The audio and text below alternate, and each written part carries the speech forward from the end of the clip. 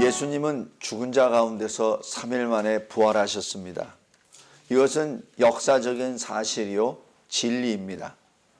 만약에 이 진리에 훼손을 시키는 어떤 무리가 있다면 그것은 하나님의 진리를 막는 것이요, 하나님의 영광을 막는 것이요, 우리의 구원의 길을 막으려고 하는 것입니다. 오늘 여기 디모데후서 2장 14절에 사도 바울이 이러한 무리들을 있다는 것을 들었습니다. 그리고 그들의 이름까지 거명이 됩니다. 후메네오와 빌레도입니다. 이들의 이름이 기록될 정도면은 아마 이 두 사람으로 인하여 당시 초대교회가 상당히 커다란 어려움을 겪었음을 우리가 짐작할 수 있습니다. 그들은 디모데후서 2장 17절처럼 악성 종양 같다라고 기록합니다. 악성 종양이면은 사실 어떻게 할 수는 없고 그 악성 종양을 가진 그 몸이 다 죽을 때까지 그 종양은 퍼지는 것이죠. 그 특성이 그렇습니다.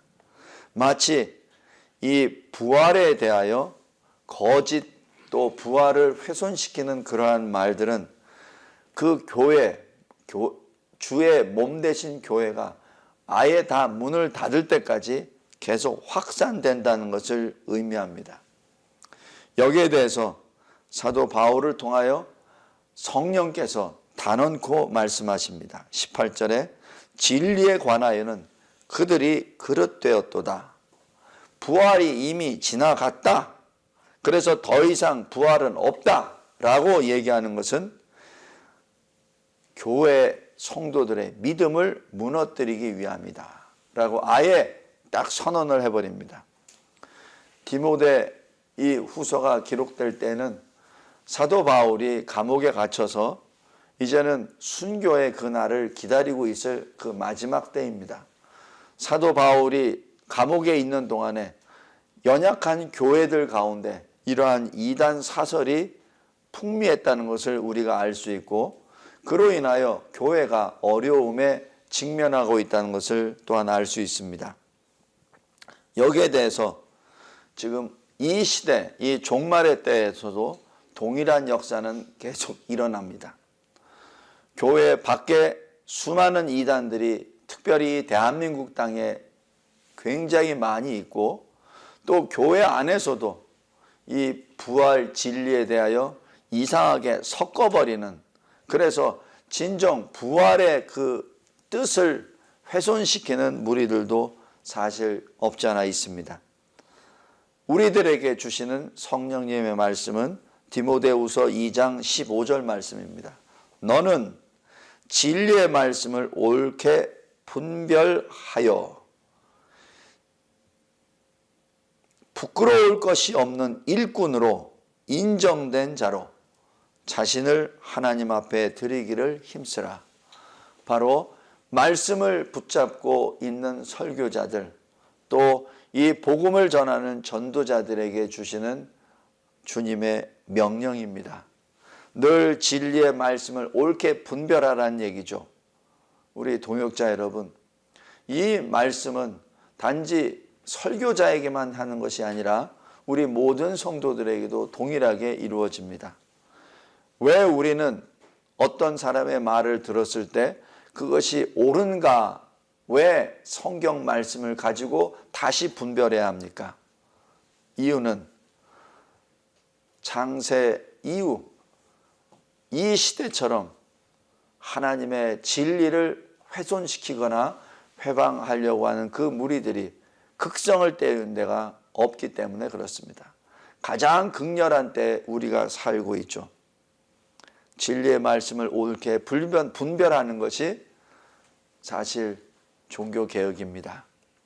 종교개혁이 어떤 위대한 역사적 인물에 따라서 그것을 바라보고 쫓아가는 것이 아니라 실은 말씀으로 돌아가서 그 진리를 옳게 분별하는 것이 종교개혁이요, 그것이 일어났던 것이 바로 500년 전에 마틴 루터의 그 사건이었습니다.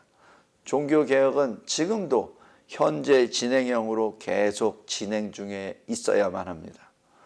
그러지 아니하면은 어느 틈새로 사탄은 광명한 천사의 모습으로 어떠한 위대한 사람의 모습으로 나타나 우리를 진리로부터 거꾸로 들으려고 무던히도 애를 씁니다. 디모데후서 2장 17절에 나와 있는 후메네오와 빌레도는 당시 교회의 상당한 실력자였습니다. 만약에 일반 성도라면 감히 이렇게 하지도 못했을 테고, 그러한 정도의 사람이 했으면 사실 그 교회 자체적으로 아마 진정이 되어버렸을 겁니다. 그러나 이 후메네오와 빌레도는 사실 이 사도 바울 서신서에 후메네오와 같이 있었다라고 얘기할 정도로 동역자의 레벨이었습니다. 바로 그러한 사람들 그 정도까지도 지금 진리에 있어서 사실 실족해 버렸고, 사도 바울을 통하여 사실 치리를 받아 출교를 당한 것도 사실입니다. 오늘 부활절 그 다음 날을 이 주일을 맞이하며 다시 한번 주님은 진정으로 부활하셨습니다. 그리고 그 부활의 도를 통해서 우리도 마찬가지 부활에 참여합니다. 예수 그리스도께서 죄에 대하여 죽으셨죠. 우리도 마찬가지 그리스도와 함께 죄에 대하여 죽었습니다. 예수 그리스도 안에서 그리스도께서 부활하신 것, 의에 대하여 다시 살아나신 것처럼 우리도 그리스도 안에서 의에 대하여 하나님께 대하여 다시 살아난 것이죠. 그것을 늘 마음에 새기며 다시 한번 주님이 부활하신 그 모습을 보기를 원합니다.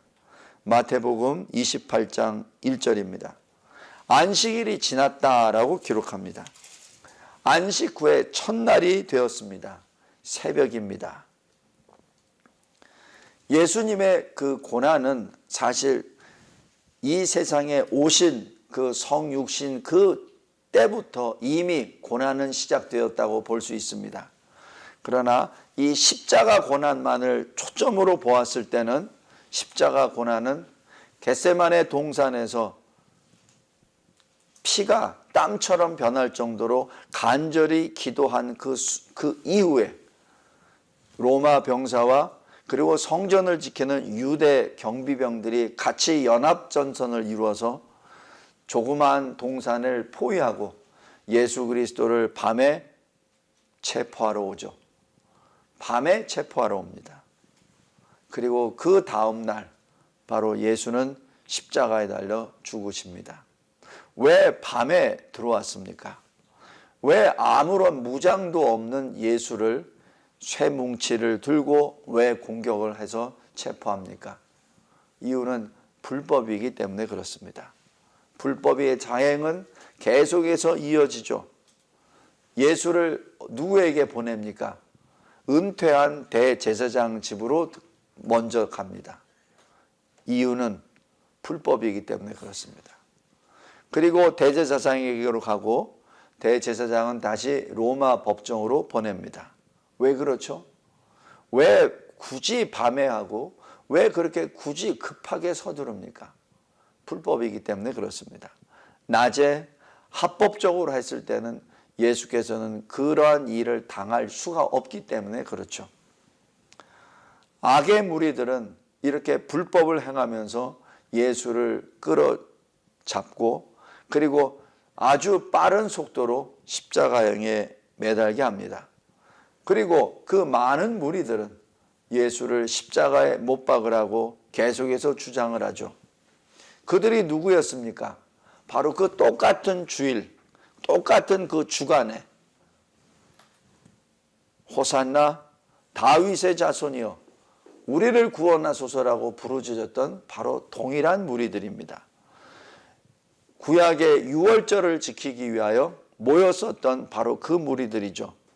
자기의 겉옷을 주님이 걸어가시는 그 길 위에 펼쳤었던 무리들이요.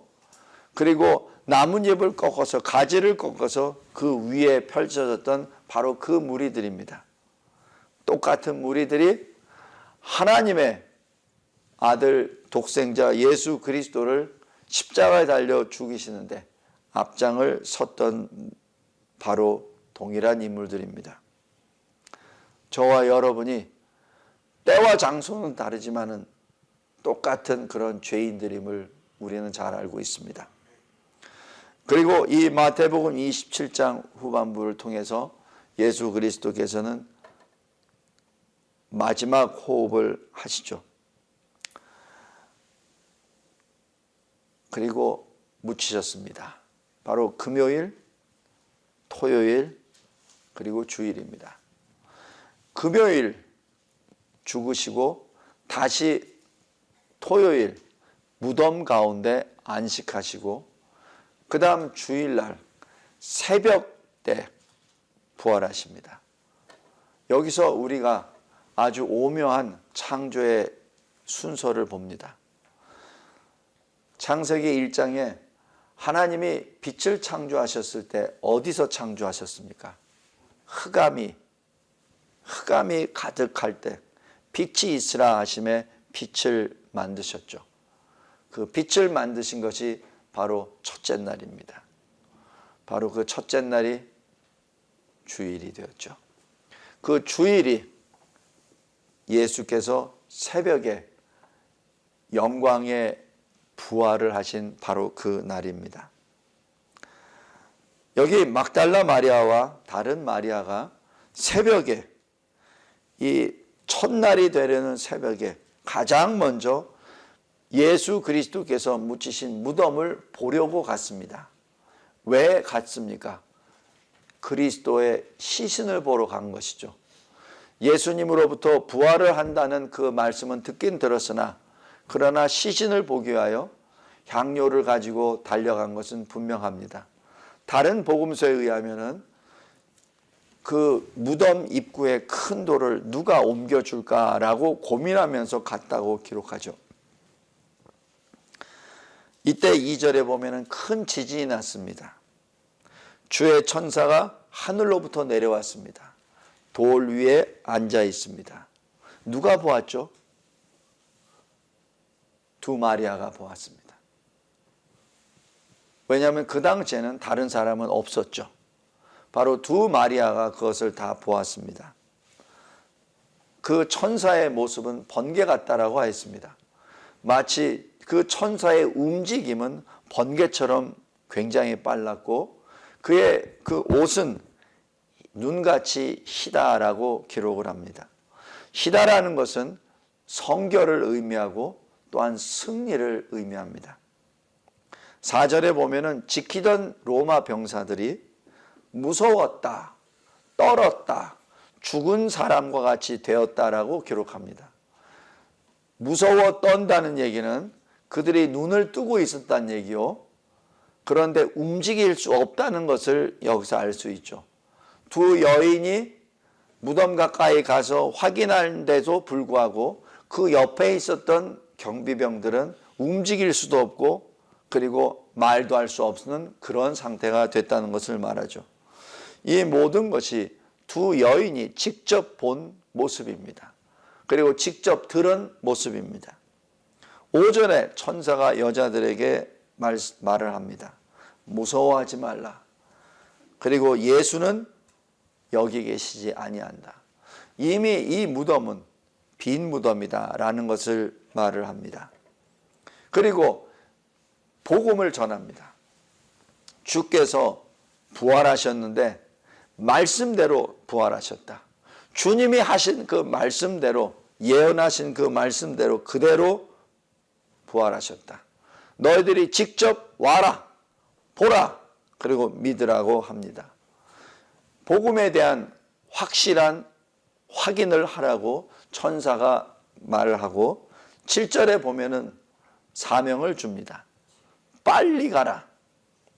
그의 제자들에게 이르라. 그가 부활하셨다.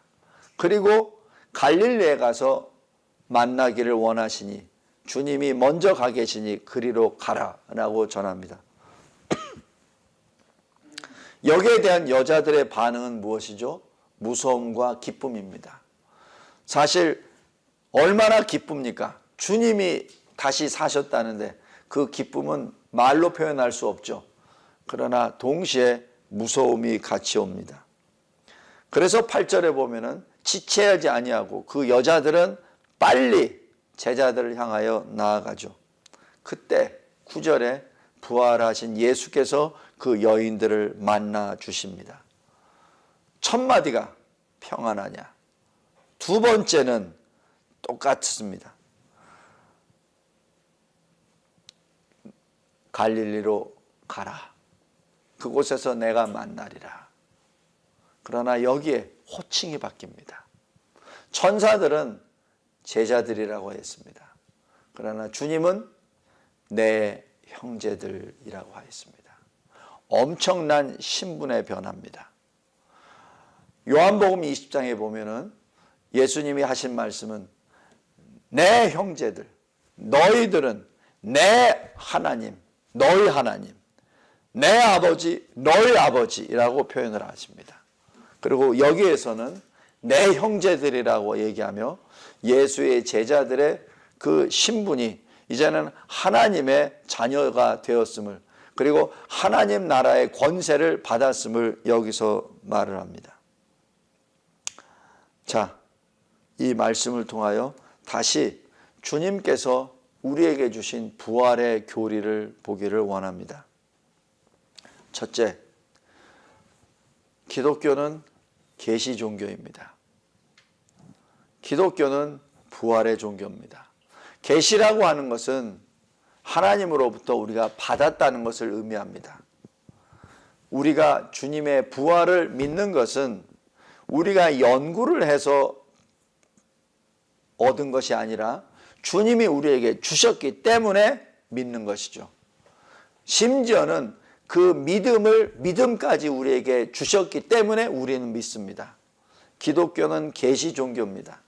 기독교는 우리 사람들이 무엇을 연구하거나 무엇을 어떻게 뭘 쌓아서 만든 종교가 아니라 주님이 일방적으로 자기 백성에게 비춰주신 빛의 계시의 결과 나타나는 계시 종교입니다. 그 중에 핵심이 바로 부활입니다. 예수 그리스도 부활이죠. 그 부활을 우리에게 주셨기 때문에, 보여주셨기 때문에 우리가 믿는 것입니다. 만약에 부활의 교리가 없다면 더 이상 기독교가 아닙니다.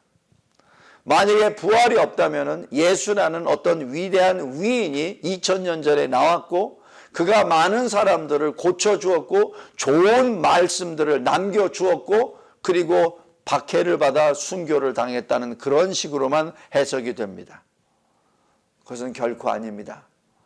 예수님은 완전한 사람이요 동시에 완전한 하나님이십니다. 우리에게는 우리 죄를 씻기 위해서는 완전한 사람이 우리를 위해서 생명을 내려놓아야 합니다. 그러나 완전한 사람이 이 지구상의 역사상 존재하지 않습니다. 왜냐하면 우리는 태어날 때부터 죄인으로 태어났기 때문에 아무리 위대한 사람이라 하더라도 아무리 깨끗한 사람이라 하더라도 우리 죄 문제를 씻을 만한 완전한 사람은 존재하지 않습니다. 그래서 하나님이 독생자 예수 그리스도를 보내주셨죠. 완전한 하나님만이 완전한 사람이 되기 때문에 바로 주님이 오신 이유입니다. 바로 계시요 그리고 부활입니다. 바로 그 주님이 우리에게 보여주셨고 우리에게 직접 앞에서 부활하셨기에 우리는 그를 믿고 그를 우리 구주로 고백합니다. 만민이 무릎을 꿇고 만입이 예수를 주라 시인하는 바로 그 역사가 이 계시요 바로 부활의 역사입니다. 두 번째로 이 부활의 역사는 누가 만들어낸 어떤 소설이나 어떤 기사가 아니라 실제 사건입니다. 두 여인은 누구입니까? 예수가 잡히시던 바로 그 밤부터 제자들은 다 뿔뿔이 흩어져 버렸습니다. 오직 사도 요한만이 끝까지 남아 있었죠. 그러나 나머지 제자들은 다 흩어져 버렸습니다. 이 막달라 마리아와 다른 마리아는 예수께서 십자가에 달려 죽으시는 그 순간에도 있었고 장사되어 무덤에 누이실 때도 그곳에 있었습니다. 그래서 안식일이 끝난 바로 그 새벽에 두 여인은 무덤에 예수를 보려고, 무덤을 보려고 달려간 것이죠. 이 사건은 역사적 사건입니다. 왜 하나님의 말씀에 이 마리아라는 말을 왜 기록했습니까? 사실이란 뜻입니다. 지금 두 사람이 직접 보았다는 것이죠. 신명기에서도 어떤 사건이 있을 때 그 사건의 증인을 하려면 어떻게 되죠? 두세 사람의 증인입니다. 마태복음 18장에서도 어느 사람을 치리를 할 때 어떻게 하죠? 두세 사람의 증인이 있어야 합니다. 지금 하나님께서는 놀라우신 그의 섭리로 막달라 마리아와 다른 마리아 두 사람을 증인으로 세워서 바로 그 현장에 보게 하십니다. 성도 여러분, 우리 동역자 여러분, 두 마리아는 당시에 연약한 여인이었습니다. 아무런 권력도 없고 사실 힘도 없는 연약한 사람들입니다. 그러나 이 두 사람이 바로 사도들에게 복음을 전하는 사도의 역할을 합니다. 제자들에게 가서 전하라. 그리스도 주께서 부활하셨다는 것을 전하라. 더 이상 이 무덤은 이제는 빈 무덤이다라는 걸 전하라는 것을 천사가 주님이 명령하시죠. 누구에게? 바로 제자들에게, 그리스도의 사도들에게. 누구에게? 바로 여인들에게. 바로 여인들은 사도들에게 복음을 전하는 사도의 사명을 받았습니다. 빛 대신 주님이 어두움의 무덤에서 빛으로 다시 부활하셨을 때 그것을 본 모든 두 여인들에게 그러한 특별한 사명을 주셨습니다. 지금 그러한 사명 자체가 우리에게도 동시에 주어졌음을 늘 감사하며 또 기뻐하시기 바랍니다. 그 다음에 세 번째로 주님은 그 여인들을 또 만나 주십니다. 주님이 만나 주셔서 특별하게 어떤 다른 메시지를 주시기 위한 것이 아닙니다. 똑같습니다. 더 이상 이 무덤에는 예수님이 안 계신다라는 것을 부활하신 주님이 직접 나타나셔서 직접 보여주셨고, 그리고 천사가 전했었던 갈릴리로 먼저 가서 그곳에서 만나리라 라고 얘기하시는 말씀도 좀 똑같습니다. 왜 똑같은 것을 여인들에게 왜 보여주셨겠습니까? 바로 그 두 여인들의 믿음 때문에 그렇습니다. 천사들이 준 첫 마디 부활의 메시지가 뭐가 잘못돼서 그러는 것이 아니라 바로 그 부활의 메시지를 다시 한번 더 확실하게 주기 위해서 주님은 오신 것이죠. 성도 여러분, 우리 동역자 여러분, 우리들의 믿음도 동일합니다. 어느 순간에 커다란 믿음을 받았습니까? 그것으로 끝나버립니까? 결코 아닙니다.